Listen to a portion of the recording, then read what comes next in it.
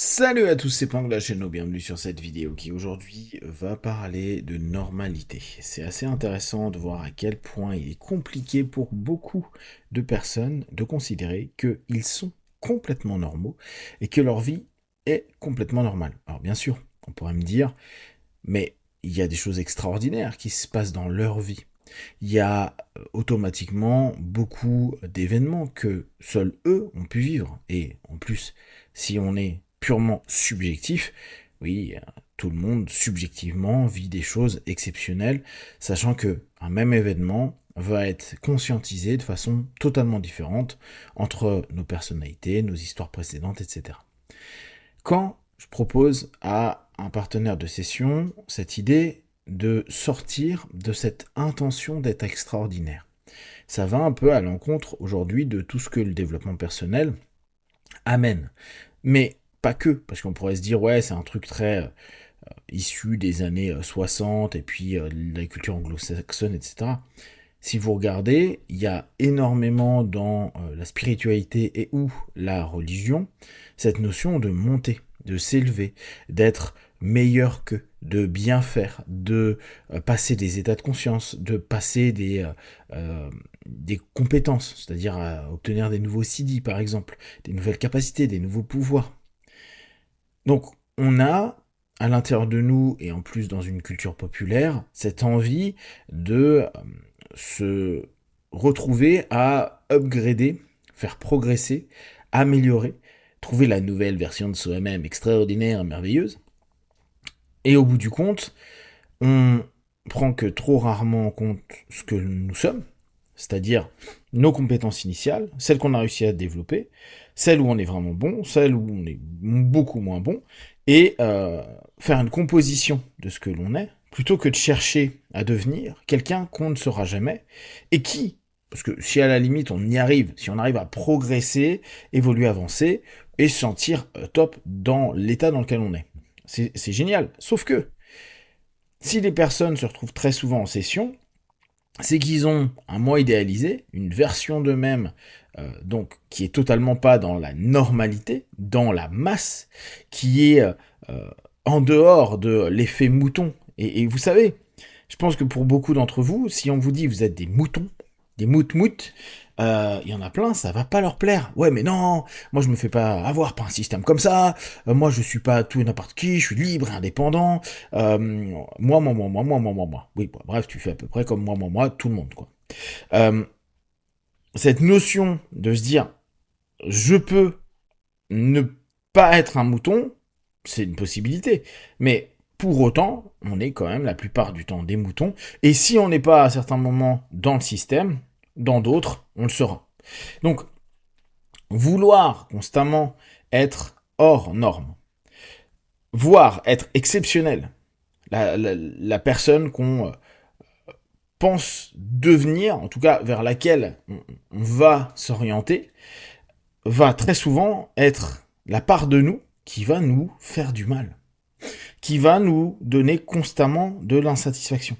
Et c'est là où ça devient difficile parce qu'on a un ensemble de suggestions culturelles qui est bah, deviens qui tu veux, tu es capable de tout, euh, ne t'arrête pas quand tu vois qu'il y a des difficultés. Et dans l'idée, c'est génial, je suis assez ok avec. Sauf que ça ne prend pas en compte qui on est, d'où on part, nos compétences, nos aptitudes, nos capacités, etc.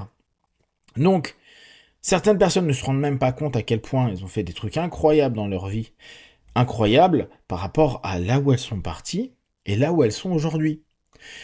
Parce que, bah, peut-être c'est pas vu ou valorisé, hein, besoin de reconnaissance que quasiment tout le monde peut avoir, et du coup, ils ont l'impression que c'est pas assez bien. Ou un ami, ou une personne qui suive, semble vivre sa best life en vivant ou en étant dans telle ou telle situation. Et ils se disent, bah non, mais je serais heureux, je serais bien quand je serais dans cette exception-là. C'est 1% de la population qui gagne tant. C'est peu de personnes qui vivent que là, qui ont fait ce tour du monde là, qui ont voyagé ici, qui ont le droit de faire cela ou ceci, qui ont tel type de poste ou créé tel concept. Comme si ça allait faire d'eux des personnes extraordinaires, ce qui serait éventuellement le cas, mais comme si cette idée-là allait être supérieure à être normale, à kiffer, aller à son boulot le matin, ou même à se plaindre en bon français qu'on est de tout notre système, quel qu'il soit, à ne pas se rendre compte que la normalité, il n'y a rien de pathologique dedans, il n'y a rien de négatif.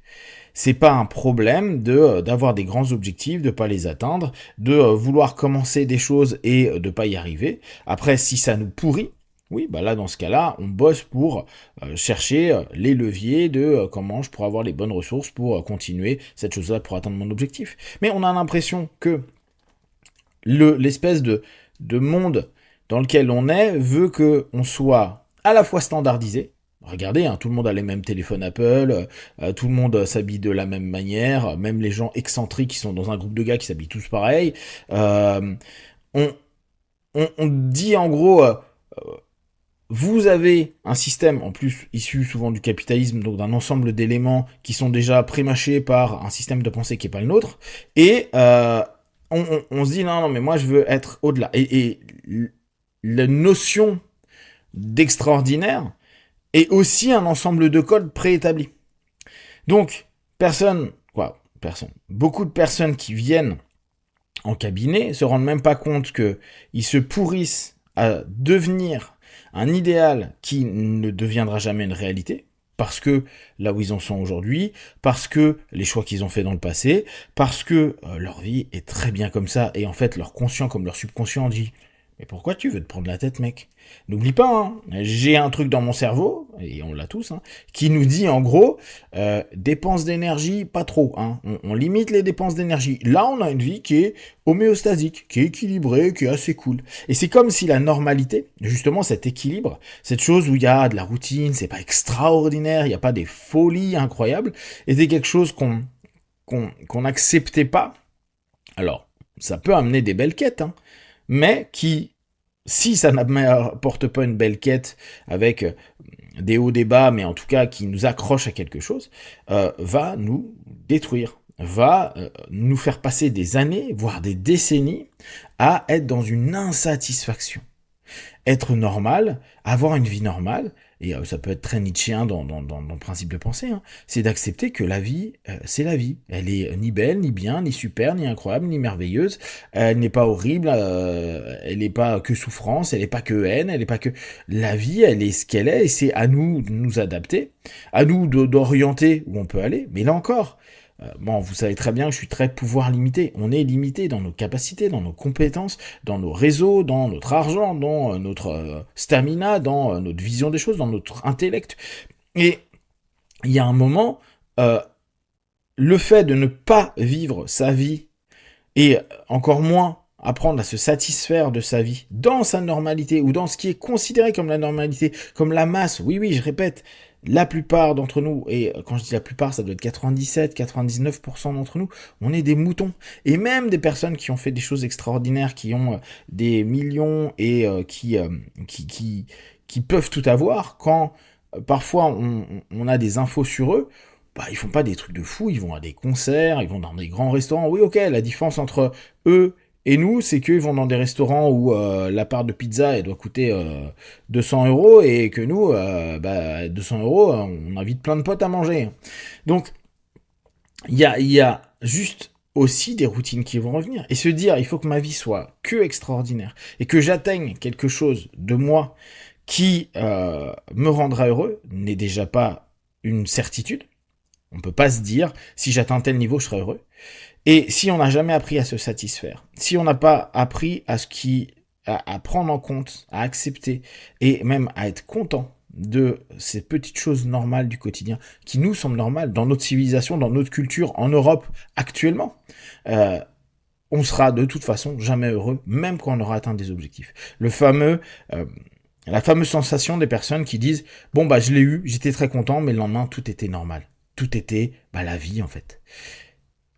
Amusez-vous à voir à quel point vous êtes normal, mais à quel point ce normal, cette normalité, peut être satisfaisant.